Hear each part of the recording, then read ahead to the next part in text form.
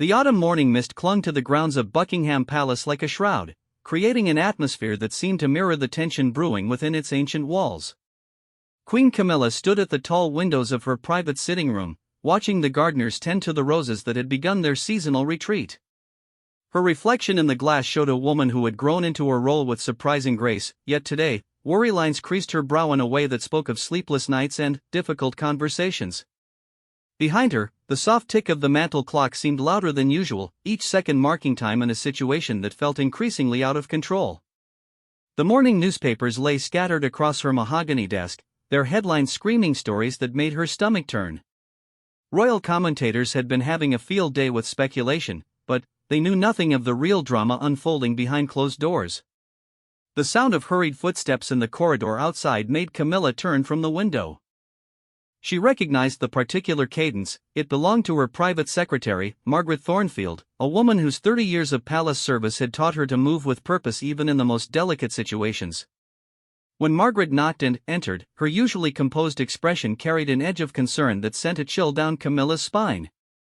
"Your Majesty," Margaret began, her voice carefully modulated, "Tom has requested another audience. His representative called this morning, and I'm afraid they're being quite insistent about the timing." Camilla closed her eyes briefly, feeling the weight of motherhood and monarchy colliding in ways she had never anticipated.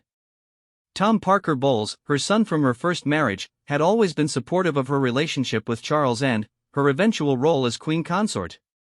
But recent months had brought changes that no one in the family had seen coming. The transformation had been gradual at first. Tom's successful career as a food writer and critic had provided him with a comfortable life, but lately, he had begun to express feelings that his mother's elevated position should translate into greater opportunities for himself and his family. What started as casual comments about family obligations and rightful positions had evolved into something far more serious. What exactly did his representative say? Camilla asked, settling into her favorite armchair, the one that had been reupholstered in soft blue silk shortly after her coronation. Margaret consulted her notes, her expression remaining professionally neutral despite the delicate nature of the conversation. They mentioned that Tom feels his previous requests haven't been given proper consideration. He's specifically asking for a formal role within the royal household, something with both title and substance. His representative was quite clear that he believes his position as the Queen's son entitles him to certain privileges that have been overlooked. The word overlooked hung in the air like an accusation. Camilla understood the implication perfectly. Tom wasn't simply asking for favors anymore, he was making demands based on what he perceived as his birthright. The situation had reached a point where quiet family discussions were no longer sufficient. "And Prince William?" Camilla inquired, though she suspected she already knew the answer. "His Royal Highness has been briefed on the situation. I understand he's requested a private meeting with you before any formal response is given to Tom's proposal." Camilla nodded slowly, recognizing the diplomatic language that barely concealed the storm brewing beneath the surface. William's position as heir to the throne meant that any changes to the royal household structure required his approval, and she knew her stepson well enough to understand that he would not view Tom's demands favorably. The relationship between William and Camilla had been carefully rebuilt over the years following his father's marriage to her. What had once been cool tolerance had grown into genuine respect and affection. William had come to appreciate Camilla's dedication to Charles and her graceful handling of the complexities of royal life. But this situation threatened to test those bonds in ways that neither of them had anticipated. "Schedule the meeting with Prince William for this afternoon," Camilla decided. "And, Margaret, please ensure that our conversation remains absolutely confidential. The last thing we need is for this to become public before we've had a chance to address it properly." After Margaret left, Camilla found herself alone with thoughts that seemed to grow heavier with each passing moment. She walked to her desk and picked up a framed photograph of Tom from his childhood, remembering the curious, intelligent boy who had loved nothing more than helping in the kitchen and asking endless questions about food and cooking. That boy had grown into a man who had built his own successful career, but somehow, the allure of royal privilege had begun to overshadow his previous contentment. The irony wasn't lost on her. Camilla herself had spent years being viewed as an outsider, someone who had to prove her worth and earn her place in the royal family. Now, her own son was claiming that same family connection is justification for a position he hadn't earned through service or merit. The morning progressed with its usual rhythm of appointments and correspondence, but Camilla found it difficult to concentrate fully on any task. Her mind kept returning to the conversation she would soon have with William, and the larger conversation that would inevitably follow with Tom. Both were conversations she dreaded for different reasons. As lunchtime approached, Camilla made her way to the small dining room where she often took her meals when eating alone. The staff had prepared her favorite autumn soup, a butternut squash creation that Tom had actually helped develop the recipe for during one of his visits several years ago. The memory brought a sad smile to her face as she considered how much had changed. Prince William arrived at precisely 2 o'clock, his punctuality reflecting both his military training and his respect for formal protocol. Camilla greeted him in the blue drawing room, a space that felt appropriately formal for their discussion while still maintaining an atmosphere of family intimacy. William's appearance spoke volumes about his state of mind. Though impeccably dressed as always, there was a tension in his posture that suggested he had been giving considerable thought to this meeting. His greeting was warm but measured, the careful balance of a man who understood that personal relationships and royal duty didn't always align perfectly. "Thank you for making time to discuss this situation," Camilla began as they settled into facing chairs. "I know how complex this must seem, and I appreciate your patience as we work through it." William nodded, his expression serious but not unkind. "I've been thinking about this quite a bit since we last spoke. I want you to know that I understand this is difficult for you personally, and that my concerns are entirely focused on the institutional aspects of what's being proposed." The careful phrasing was vintage William, acknowledging the personal dimension while clearly establishing that his primary responsibility was to the crown's long-term interests. It was exactly the approach Camilla had expected, and exactly what made this conversation so challenging. "Tom believes that his relationship to me creates certain expectations," Camilla said carefully. "I've tried to explain the complexities of royal protocol, but I'm afraid he sees those explanations as excuses rather than genuine constraints." "The precedent would be problematic," William replied, his tone remaining respectful but firm. "If we begin creating formal roles for the children of consorts, we fundamentally alter the structure that has served the monarchy for generations. It's not personal, it's constitutional." Camilla appreciated William's directness, even as she recognized the pain it caused her. As a mother, she wanted to support her son's ambitions. As queen consort, she understood that those ambitions could not be allowed to compromise the institution she had sworn to serve. "He's mentioned the possibility of taking this public if he doesn't receive what he considers a fair hearing," Camilla admitted, the words feeling like a betrayal even as she spoke them. William's expression hardened slightly, though his voice remained controlled. "That would be unfortunate for everyone involved." The thread hanging in Tom's words had been clear enough. In an age of social media and instant communication, the story of a queen's son feeling excluded from royal privilege would generate exactly the kind of publicity that the palace worked constantly to avoid. The narrative would write itself. Was the royal family abandoning Camilla's children now that she had achieved her position? "What do you think would happen if he follows through?" Camilla asked, though she wasn't sure she wanted to hear the answer. William considered his words carefully before responding.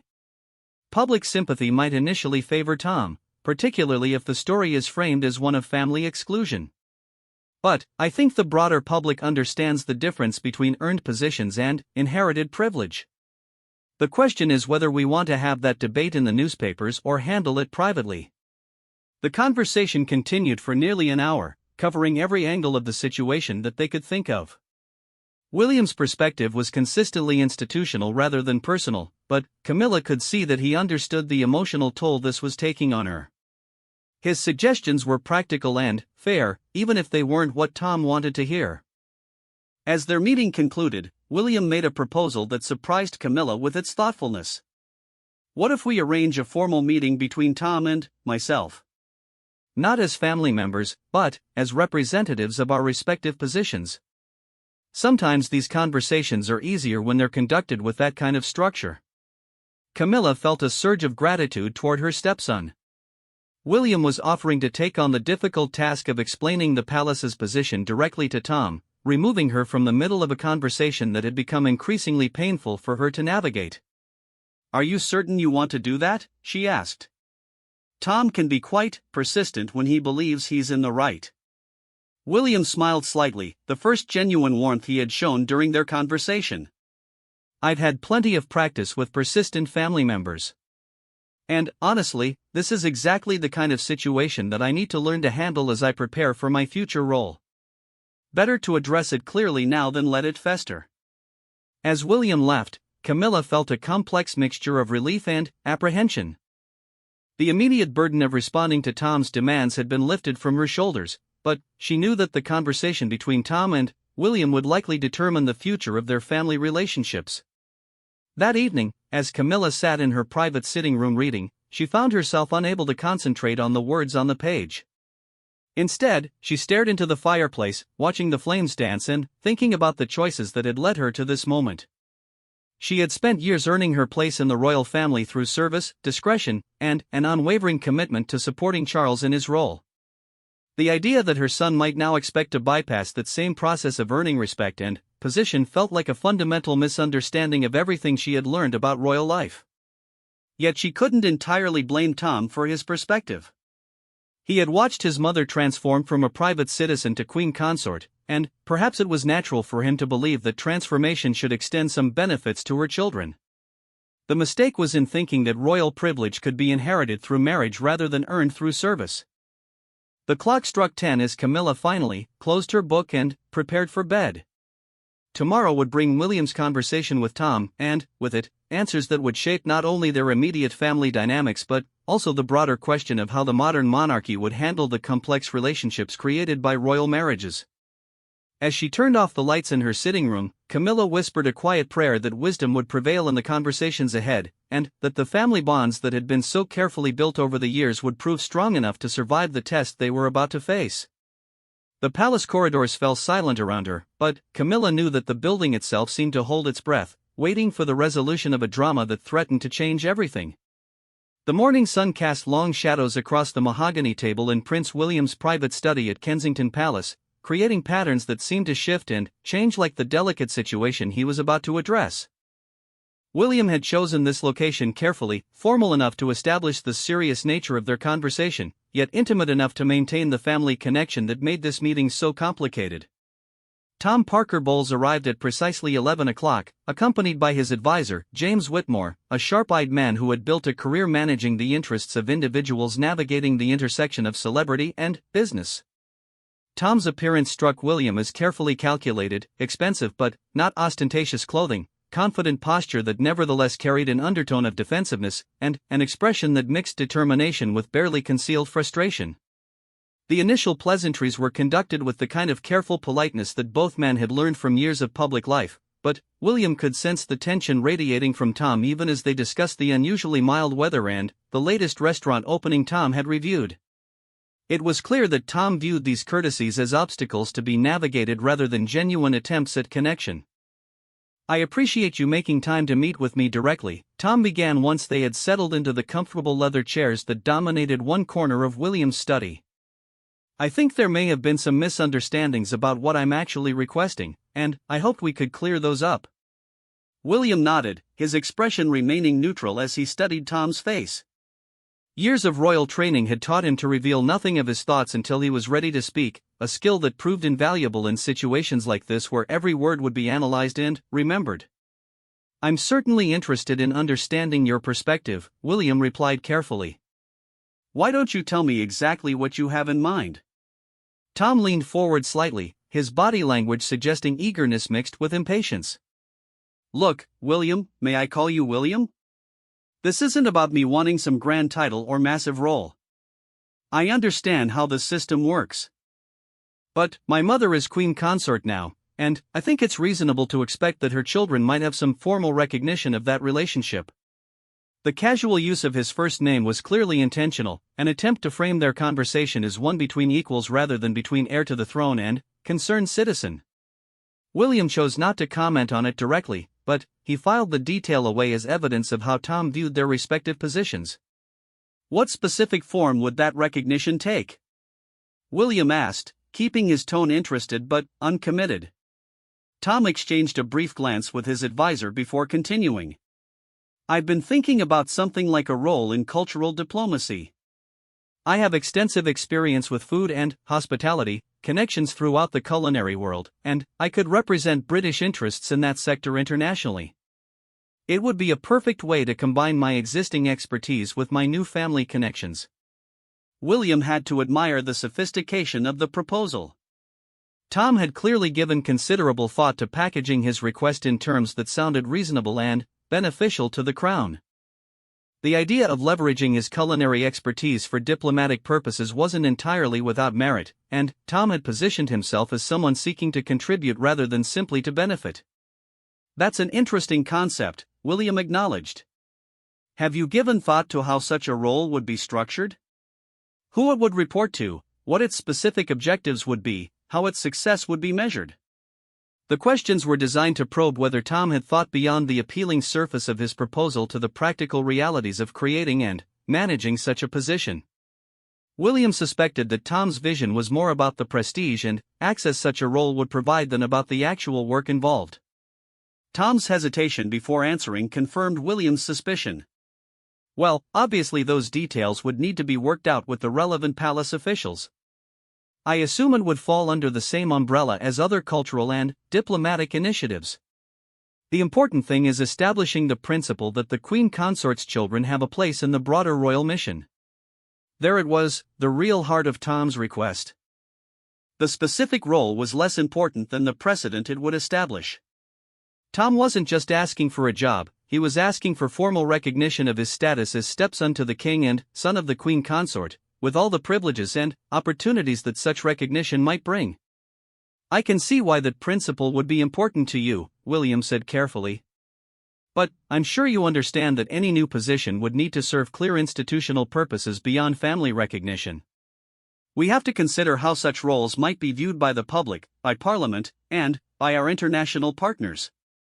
James Whitmore spoke for the first time since the introductions, his voice carrying the practiced smoothness of someone accustomed to difficult negotiations. Prince William, if I may, I think Tom's proposal addresses exactly those concerns. Rather than creating a role that appears to be based solely on family connection, this would leverage existing expertise for clear diplomatic benefit. The optics are actually quite positive, the royal family expanding its cultural influence through qualified family members rather than external appointments. William recognized the subtle pressure in Whitmore's response. By framing the conversation in terms of public perception and institutional benefit, the advisor was attempting to make it harder for William to refuse without appearing unreasonable or overly focused on protocol. Mr. Whitmore raises valid points, William acknowledged. But I think we also need to consider the broader implications of establishing formal roles for the families of consorts. The monarchy has functioned for centuries based on clear lines of succession and responsibility. When we begin to blur those lines, we risk creating confusion about who speaks for the crown and in what capacity. Tom's expression darkened slightly, and William could see that his diplomatic approach was beginning to frustrate the man across from him. But those lines have already been blurred, haven't they? My mother went from being a private citizen to Queen Consort. If the institution can adapt to include her, why can't it adapt to acknowledge that she brings family connections with her? The question struck at the heart of the constitutional complexity that made this situation so difficult. Tom was right that Camilla's elevation had created new relationships within the royal family, and it was natural for him to believe that those relationships should carry some formal recognition. Your mother's position is defined by her marriage to my father, William explained, his tone remaining patient but firm. Her role exists because of her relationship to the crown, not because of her personal qualities, though I certainly don't mean to diminish those. But that relationship doesn't automatically extend to other family members. So you're saying that royal connection only flows through marriage, not through children? Tom challenged. That seems like a rather narrow interpretation, especially in an age when the monarchy is supposedly modernizing. William could hear the frustration building in Tom's voice, and he recognized that they were approaching the crux of their disagreement. Tom was fundamentally arguing for an expansion of how royal privilege was distributed, while William was defending a system that had intentionally limited such distribution to maintain clear constitutional boundaries. "I'm saying that we need to be very careful about how we define royal roles and who fills them," William replied. "Every position we create sets a precedent for future situations. If we establish that the children of consorts automatically deserve formal roles, what happens with future marriages? What happens if those children don't have your qualifications or interests? We could end up obligated to create positions for people who aren't suited to represent the crown." Tom was quiet for several moments, clearly processing William's argument and recognizing its logic even as it frustrated his personal desires. When he spoke again, his voice carried a new edge of urgency. "Look, I understand the precedent concerns, truly I do. But we're not talking about some hypothetical future situation. We're talking about right now, about people who are already connected to the royal family and who want to contribute meaningfully. Surely there's room for some flexibility in how we handle unique circumstances." William appreciated Tom's attempt to reframe the conversation in terms of current realities rather than future implications, but he also recognized it as a negotiating tactic designed to minimize the significance of the precedent being set. "Flexibility has to be balanced against consistency," William responded. "And I think we also need to consider what kind of scrutiny any new position would face. The media and the public are always looking for evidence of royal excess or inappropriate privilege. A role created specifically for a family member would face enormous skepticism, regardless of how well qualified that person might be." James Whitmore leaned forward, clearly sensing that the conversation was moving in a direction unfavorable to his client. "But, Prince William, couldn't that scrutiny be addressed by ensuring that any role is genuinely substantive and clearly beneficial? If Tom were to take on meaningful responsibilities that produced measurable results, wouldn't that demonstrate the value of the position rather than its potential for abuse?"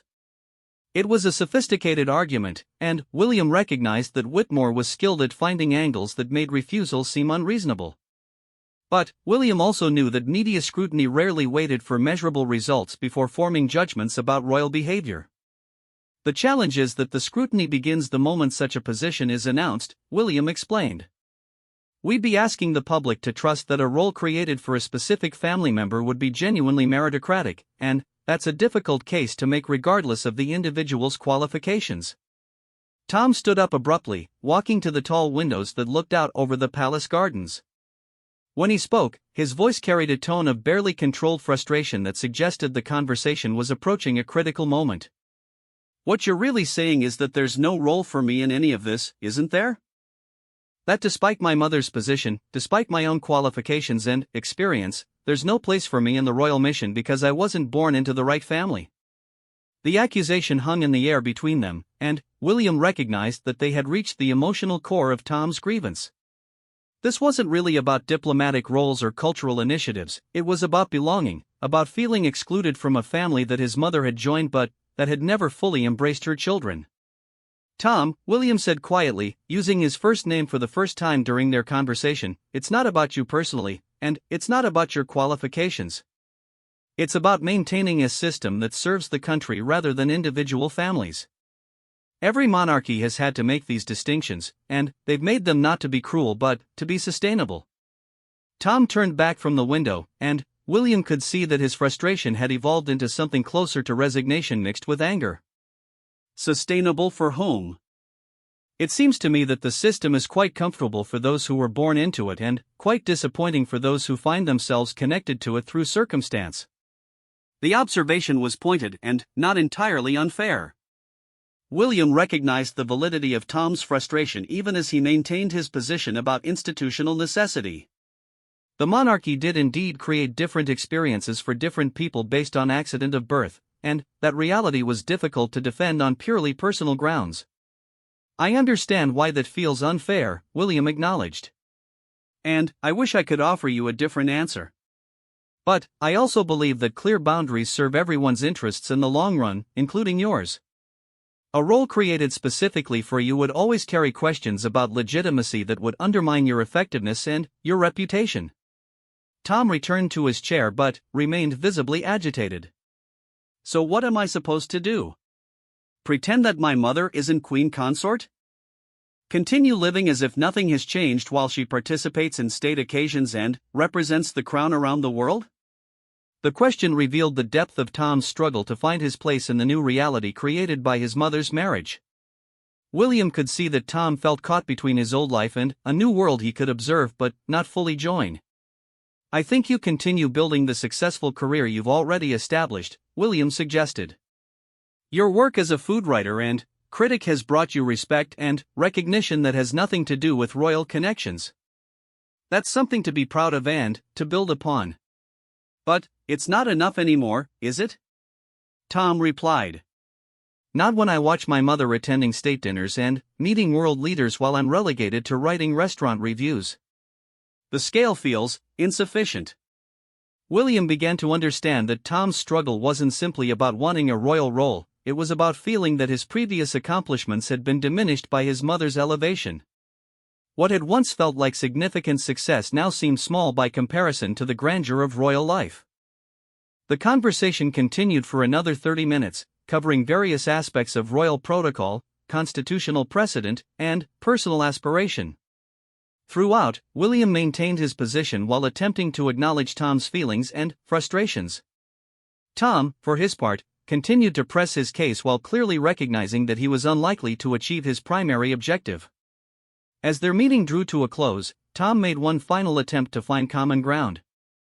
"Is there any role, any contribution I could make that would be acceptable within your understanding of appropriate boundaries?"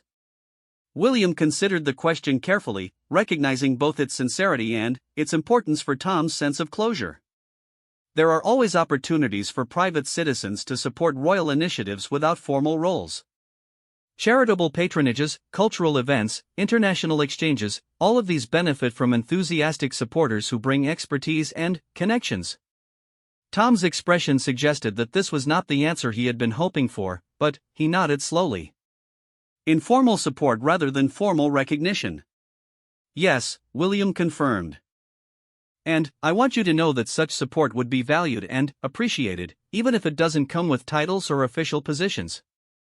As Tom and James Whitmore prepared to leave, William extended his hand with genuine warmth. "I hope you understand that this isn't personal, Tom. It's about maintaining institutions that are bigger than any of us individually." Tom shook William's hand, his grip firm but his expression still carrying traces of disappointment. "I understand your position, even if I don't entirely agree with it. I suppose we'll have to see what comes next."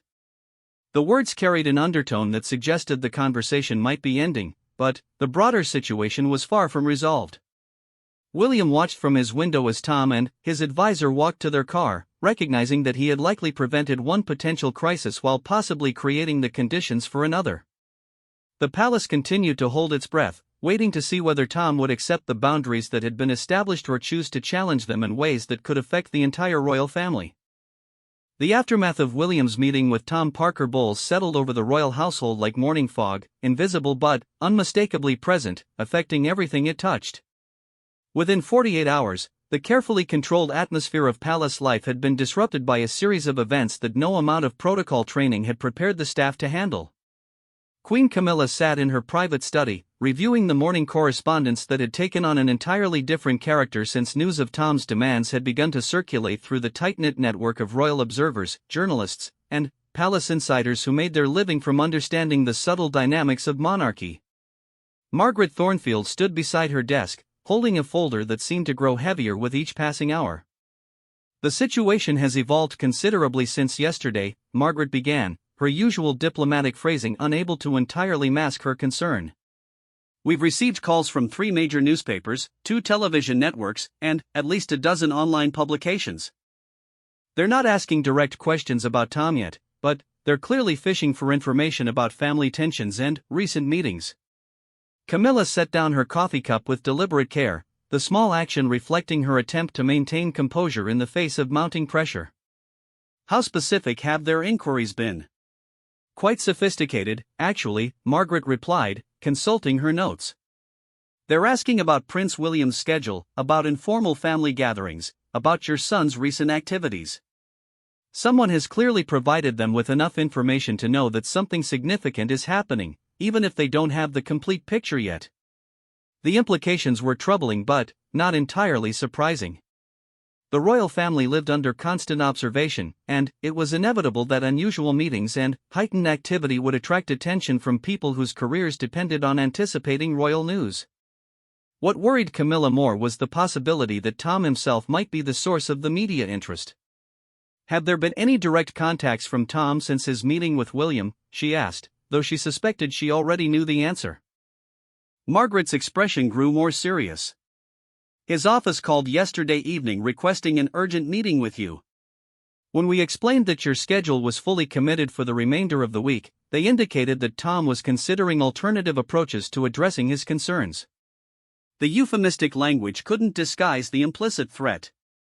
Tom was clearly frustrated by the outcome of his conversation with William, and his reference to alternative approaches could only mean one thing: he was considering taking his story public, with or without the family's cooperation. A soft knock on the door interrupted their conversation, and one of Camilla's junior staff members entered with an expression that immediately commanded attention. "Your Majesty, I'm sorry to interrupt, but we've just received a call from the Press Association. They're asking for comment on a statement that Tom Parker Bowles is expected to release later today regarding his role in the royal family." The room fell silent as the implications of this development sank in. If Tom was planning a public statement, it meant that the family's attempts at private resolution had failed, and they were now moving into crisis management territory. Every protocol and procedure that the palace had developed for handling sensitive situations would now be tested. Camilla stood and walked to her window, looking out at the grounds where tourists gathered daily to catch glimpses of royal life, unaware of the drama unfolding behind the facades they photographed so eagerly. "What's William's availability this afternoon?" she asked without turning around. "His Royal Highness cleared his schedule after receiving word about the potential statement," Margaret replied. "He's requested a meeting with you and with the King's private secretary to coordinate the response strategy." The mention of Charles's involvement reminded Camilla of another layer of complexity in this already difficult situation. As king, Charles would ultimately be responsible for any official royal response to Tom's actions, but, as Camilla's husband, he was also personally invested in protecting both her reputation and their family's stability. The intersection of public duty and private loyalty created precisely the kind of tension that royal families had struggled with for generations. "Schedule the meeting for 2 o'clock, Camilla decided. "And, Margaret, please ensure that our legal advisors are available for consultation. If Tom is planning to make public statements about royal family matters, we need to understand our options for response." As Margaret left to make the necessary arrangements, Camilla found herself alone with thoughts that seemed to grow darker with each passing moment. She had spent years carefully building her reputation and relationship with the British public, overcoming initial skepticism about her relationship with Charles and earning respect through consistent service and dignified behavior. The idea that her own son might now jeopardize that progress was almost too painful to contemplate. The situation was made more complex by Camilla's genuine love for Tom and her understanding of his frustration.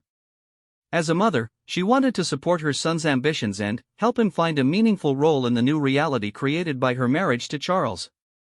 But, as queen consort, she understood that the monarchy's stability depended on maintaining clear boundaries and established protocols. At precisely 2 o'clock, Camilla made her way to the state sitting room where William waited alongside Sir Richard Pembridge, the King's private secretary, and Caroline Matthews, the palace's head of communications. The formal setting reflected the serious nature of their discussion, and Camilla could see from everyone's expressions that the situation had continued to deteriorate during the morning hours. William rose as she entered, his usual warmth tempered by obvious concern. "I'm afraid the intelligence we've gathered suggests that Tom is planning something more comprehensive than a simple statement," he began without preamble. "Our contacts indicate that he's scheduled interviews with at least 2 major media outlets, and there's talk of a longer-form article in one of the Sunday papers." Sir Richard consulted his tablet before adding, "We've also received indications that Tom's advisor, James Whitmore, has been in contact with several public relations firms that specialize in managing controversial celebrity stories. This suggests they're planning a sustained campaign rather than a single announcement." Caroline Matthews leaned forward, her expression reflecting the kind of professional concern that came from years of managing royal family communications during difficult periods. If Tom does proceed with media appearances, we need to be prepared for several challenging narrative threads. The most obvious is the story of a queen's son being excluded from royal privilege, but there are also potential angles about modernization, family loyalty, and institutional accessibility. Camilla listened to each assessment with growing apprehension, recognizing that her personal family crisis was evolving into a public relations challenge that could affect the entire royal family's reputation. "What are our options for preventing this from becoming public?" she asked, though she suspected the answer would not be encouraging. "Limited, I'm afraid," Sir Richard replied honestly. "Tom is a private citizen, and, while we could certainly express our disappointment with his approach, we have no legal authority to prevent him from speaking to the media about his experiences or perspectives." William added, "I've considered reaching out to Tom directly, but my sense from our meeting is that he's moved beyond negotiation. He believes we've been unreasonable, and he's probably convinced himself that public pressure will force us to reconsider his requests." The assessment aligned with Camilla's own understanding of her son's personality. Tom had always been persistent when he believed he was in the right, and his success as a journalist had reinforced his faith in the power of public persuasion to achieve objectives that private conversations could not. "What kind of timeline are we looking at?" Camilla asked, recognizing that their response strategy would depend heavily on how quickly events unfolded. Caroline consulted her own notes before responding. "Based on our media contacts, it appears that Tom's first interview is scheduled for tomorrow morning on one of the major breakfast television programs. If that generates significant public interest, as we expect it will, we'll likely see follow-up coverage throughout the week, culminating in the Sunday article." The prospect of day after day of media coverage focused on royal family tensions was exactly the kind of sustained negative attention that palace communications teams worked constantly to prevent. Camilla could already imagine the headlines, the expert commentary, and the social media discussions that would dissect every aspect of her relationship with Tom and the royal family's decision-making processes. "I assume we're developing response options," she asked, looking around the table at the assembled advisors. William nodded, his expression serious but confident. "Several approaches are being considered. The most conservative would be to issue a brief statement emphasizing the family's love and support for Tom while noting that royal roles are determined by constitutional requirements rather than family relationships. More aggressive options include providing background briefings to friendly journalists to ensure that our perspective is represented in the coverage." Sir Richard added, "We're also considering whether His Majesty should make any personal interventions, either privately with Tom or publicly through statements. The challenge is that any response from Charles could be interpreted as either supportive or critical of both Tom and Camilla, depending on how it's framed." The mention of Charles reminded Camilla that her husband was facing his own complex set of pressures in this situation. As king, he needed to maintain the institutional integrity of the monarchy, but, as Camilla's husband and Tom's stepfather, he also had personal relationships to consider. Whatever response the royal family chose would reflect on his judgment and leadership. "What's Tom's most likely strategy?" Camilla asked, recognizing that understanding her son's approach would be crucial to developing an effective counter-strategy. Caroline had clearly given considerable thought to this question. "Based on his background as a journalist and the advisors he's working with, I expect him to frame this as a story about institutional modernization and fairness. He'll probably emphasize his qualifications and his desire to serve, while positioning the royal family's response as outdated and unnecessarily rigid. The goal would be to generate public sympathy while pressuring the palace to reconsider." William's expression grew more serious as he considered Caroline's assessment. "That's a sophisticated approach, and it's one that could be effective with certain segments of the public. The challenge for us is responding in a way that acknowledges legitimate concerns about institutional evolution while maintaining the constitutional principles that actually govern royal roles." The conversation continued for nearly an hour, covering every aspect of the potential crisis and the various response options available to the royal family. Throughout the discussion, Camilla found herself struggling with the competing demands of her roles as mother and queen consort, recognizing that the decisions they made in the next few days would have lasting consequences for both her family relationships and the monarchy's public standing.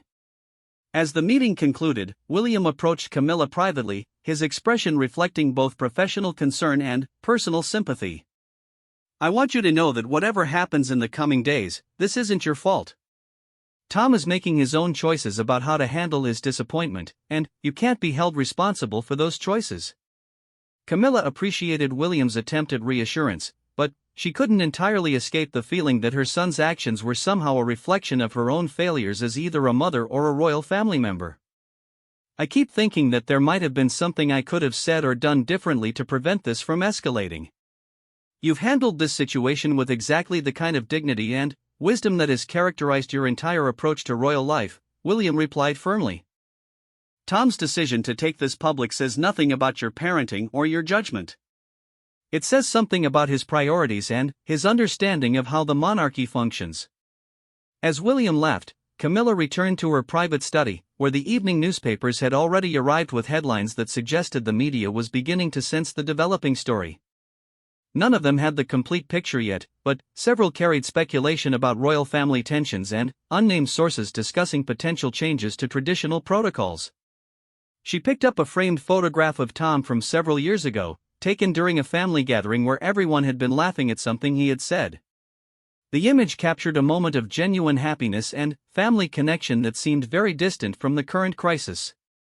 Camilla found herself wondering whether that version of her son still existed beneath the ambition and frustration that now seemed to define his relationship with her royal role. The evening passed slowly, punctuated by regular updates from staff members about media inquiries and developing coverage. Each report confirmed that the story was building momentum even before Tom's official statement, suggesting that tomorrow would bring challenges that would test every aspect of the royal family's crisis management capabilities.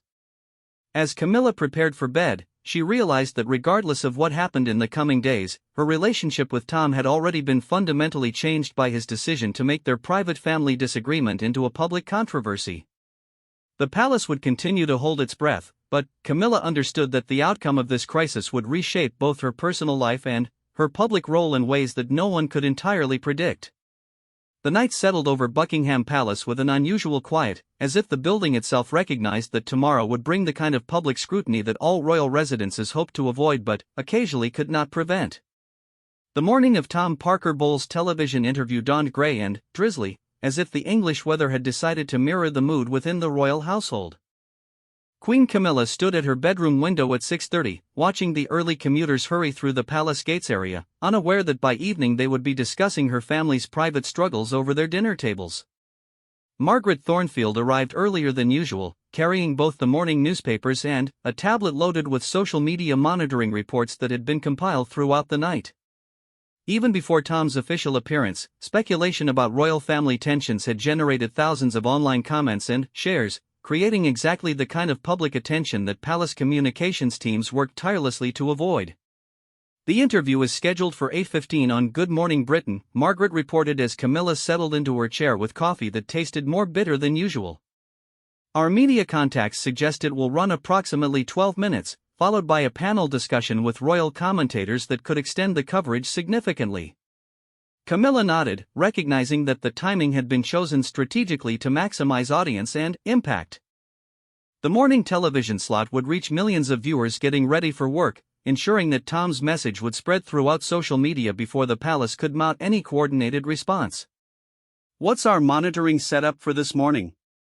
Camilla asked, knowing that the palace's response would need to be both swift and carefully calibrated to avoid making the situation worse. Caroline has established a communication center in the East Wing, Margaret replied. We'll have real-time analysis of public reaction, media coverage, and social media sentiment, along with draft responses prepared for various scenarios depending on what Tom actually says. The level of preparation reflected the seriousness with which the royal family was treating this crisis. In previous decades, a family member's media appearance might have been addressed through formal statements and careful positioning, but the modern media landscape demanded immediate and sophisticated responses to prevent negative narratives from becoming entrenched. At 7:45, Camilla made her way to the communication center where William was already stationed alongside Caroline Matthews, Sir Richard Pembridge, and a team of junior staff members monitoring various media channels and online platforms. The room had been transformed into a temporary mission control, with multiple screens displaying different news feeds and social media streams. Any last-minute intelligence about what Tom plans to say? Camilla asked as she took her seat at the central table. William shook his head, his expression reflecting both concern and determination. His team has been remarkably disciplined about maintaining confidentiality. We know he's prepared talking points, and we suspect he's been coached on how to handle difficult questions, but we won't know his specific approach until he's actually speaking. The uncertainty was particularly challenging for people accustomed to the royal family's usual level of preparation and control over public messaging. Palace staff prided themselves on anticipating and managing potential problems before they became public, but Tom's decision to operate independently had removed their ability to influence or predict his actions. At exactly 8:15, Tom appeared on screen, looking polished and confident as he settled into the interview chair opposite presenter Kate Garraway. His choice of clothing, a well-tailored navy suit with a subtle tie, struck exactly the right note of respectability and seriousness, suggesting that his media advisors had prepared him thoroughly for this appearance. "Tom, thank you for joining us this morning," Kate began. "You've requested this interview to discuss your relationship with the royal family following your mother's marriage to King Charles. Can you tell us what prompted you to speak publicly about what many would consider private family matters?"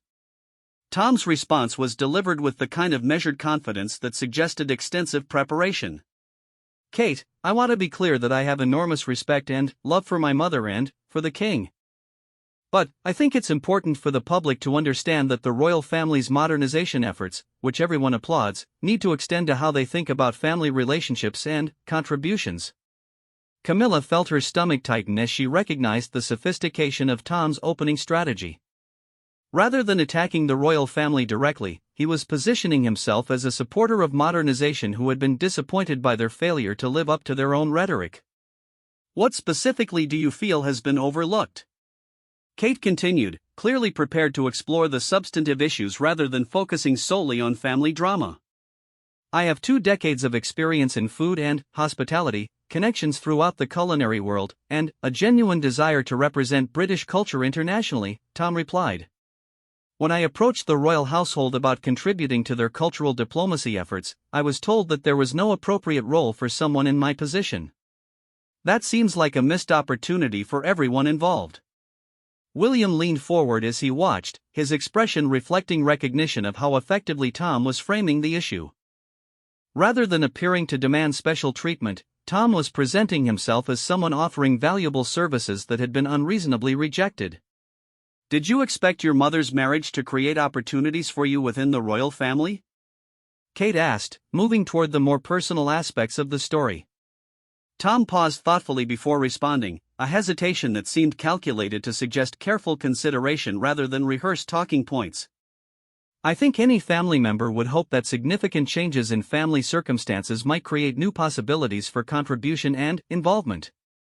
My mother went from private citizen to queen consort, and it seemed natural to explore whether the transformation might create opportunities for her children to serve the crown in meaningful ways." Caroline Matthews was taking rapid notes as she monitored social media reactions in real time. "The initial response is concerning," she reported quietly to the group. "He's generating significant sympathy with viewers who see him as qualified and reasonable. The narrative is developing exactly as we feared, modernization versus tradition, with us positioned as the traditionalists." The interview continued for 10 more minutes, with Tom skillfully navigating questions about constitutional precedent, his specific qualifications, and his future plans. Throughout, he maintained a tone of disappointed idealism rather than bitter criticism, suggesting that he remained hopeful that the royal family might reconsider their position. "What happens now?" Kate asked as the interview approached its conclusion. "Will you continue pursuing formal recognition of your role?" "I hope this conversation will encourage a broader discussion about how the monarchy can evolve to include the talents and dedication of all family members," Tom replied. "My goal isn't personal recognition, it's contributing to an institution that I believe in and that my mother serves so brilliantly." As the interview ended and the program moved to its panel discussion, the communications center erupted into controlled activity. Staff members provided rapid assessments of Tom's performance, public reaction, and the likely trajectory of follow-up coverage. "He was extremely effective," Sir Richard observed grimly. "Reasonable, qualified, and disappointed rather than angry." The panel discussion is already focusing on whether the royal family is being unnecessarily rigid, and several commentators are suggesting that Tom's exclusion represents a missed opportunity. William stood and began pacing as he considered their response options. The challenge is that his argument has surface appeal, and most people don't understand the constitutional complexities involved in creating royal roles. We need to respond in a way that acknowledges his qualifications while explaining why institutional considerations have to take precedence. Caroline looked up from her tablet with an expression that suggested the situation was continuing to evolve rapidly. We're seeing significant social media engagement already. The hashtag modern monarchy is trending, and most of the early commentary is sympathetic to Tom's position. We need to respond quickly before this narrative becomes entrenched. The team spent the next hour developing and refining their response strategy, weighing various approaches against the need to address public concerns while maintaining constitutional principles. The statement they ultimately crafted acknowledged Tom's qualifications and the family's affection for him while explaining that royal roles must be determined by constitutional requirements rather than personal relationships. The royal family values the diverse talents and achievements of all its members, the statement read. Tom Parker Bowles has built a distinguished career in food writing and journalism, and his expertise in these areas continues to be appreciated. However, formal roles within the royal household are determined by constitutional precedent and institutional requirements rather than family relationships. The royal family continues to support Tom in all his professional endeavors and values his contributions to public discourse. The statement was released at noon, carefully timed to influence afternoon news coverage and evening analysis programs. But, even as it was distributed, the palace team recognized that they were responding to a narrative that Tom had already successfully established in the public mind.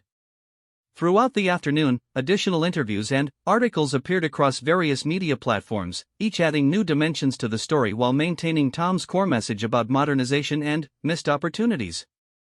His media advisors had clearly prepared a comprehensive campaign designed to sustain public interest and pressure over several days. By evening, polling data suggested that Tom had achieved significant public sympathy, with more than 60% of respondents expressing some support for his desire to contribute to royal duties.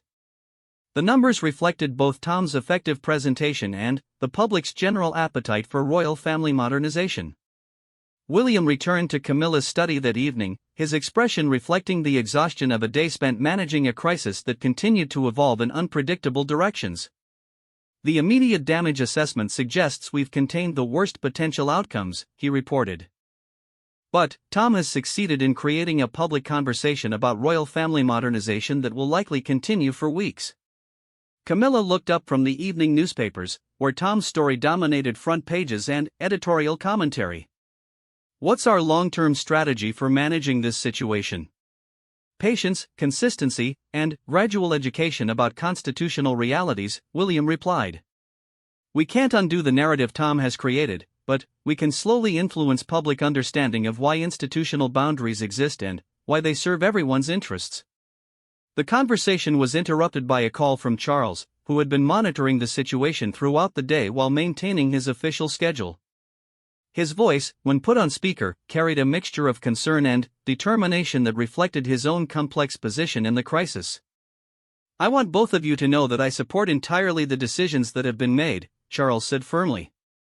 This situation is difficult for all of us personally, but the institutional principles at stake are more important than individual comfort. We'll weather this storm by maintaining our dignity and our commitment to constitutional monarchy. As the call ended, Camilla found herself feeling both supported and saddened by the recognition that her family crisis had become an institutional challenge that required responses based on duty rather than maternal affection. The following weeks brought exactly the kind of sustained media attention that the palace had feared, with regular follow-up stories, expert commentary, and social media discussions about royal family modernization. Tom appeared in several additional interviews and published his longer-form article, maintaining his reasonable tone while continuing to pressure for reconsideration of his requests. Gradually, however, public attention began to shift to other stories, and the intensity of coverage around Tom's situation diminished.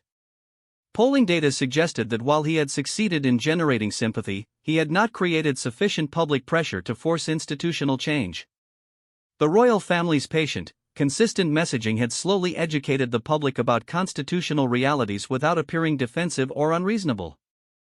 3 months after Tom's initial television appearance, Camilla received a handwritten letter from her son that suggested a different tone than their recent communications had carried. He acknowledged that his public campaign had not achieved its intended objectives and expressed hope that their personal relationship could be rebuilt despite their professional disagreements. "I understand now that the system you're part of is bigger and more complex than I initially appreciated," he wrote. "I still believe it could benefit from greater flexibility, but I recognize that my approach may not have been the most constructive way to encourage that evolution." The letter represented the beginning of a gradual reconciliation between mother and son, though their relationship would never entirely return to its previous ease. Tom continued his successful career in food writing while occasionally contributing to royal-related charitable events in an unofficial capacity. He never again pressed for formal recognition, though he occasionally made public comments suggesting that the monarchy could benefit from greater inclusion of talented family members. The crisis had tested every aspect of the royal family's crisis management capabilities and had ultimately reinforced the importance of maintaining clear constitutional boundaries while managing change carefully and deliberately.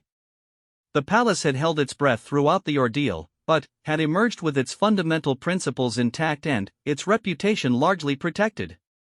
For Camilla, the experience had been a painful lesson in the competing demands of family loyalty and institutional responsibility.